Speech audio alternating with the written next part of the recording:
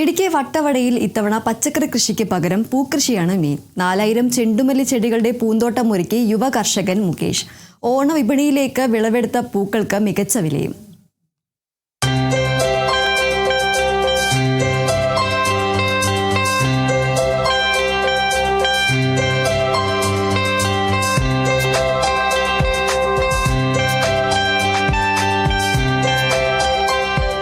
വട്ടവടയുടെ മണ്ണിൽ പച്ചക്കറികൾക്കൊപ്പം ഇത്തവണ പൂക്കളും വിളഞ്ഞു.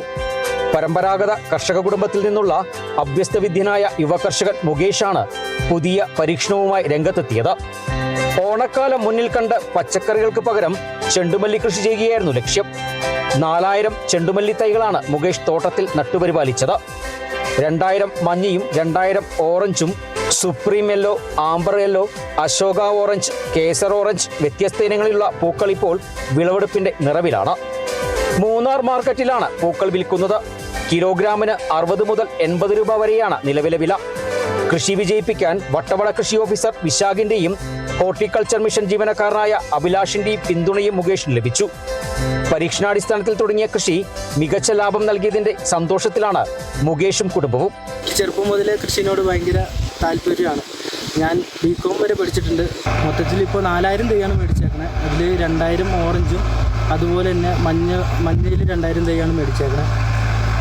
മൊത്തത്തിൽ 4 വെറൈറ്റി ഇപ്പോൾ വെച്ചേക്കണേ.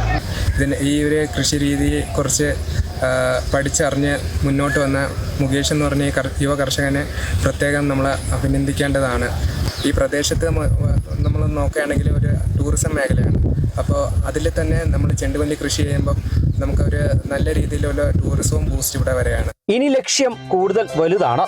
വട്ടവടയിലെത്തുന്ന വിനോദസഞ്ചാരികൾക്ക് കൂടി ആകർഷണമാകുന്ന തരത്തിൽ പൂക്കൃഷി വ്യാപിപ്പിക്കാനാണ് മുകേഷിന്റെ തീരുമാനം. പച്ചക്കറികളുടെ നാടെന്നറിയപ്പെടുന്ന വട്ടവട ഇനി പൂക്കളുടെ നാടായി മാറുമോ എന്ന കാത്തിരിപ്പിലാണ് ഈ യുവ കർഷകൻ.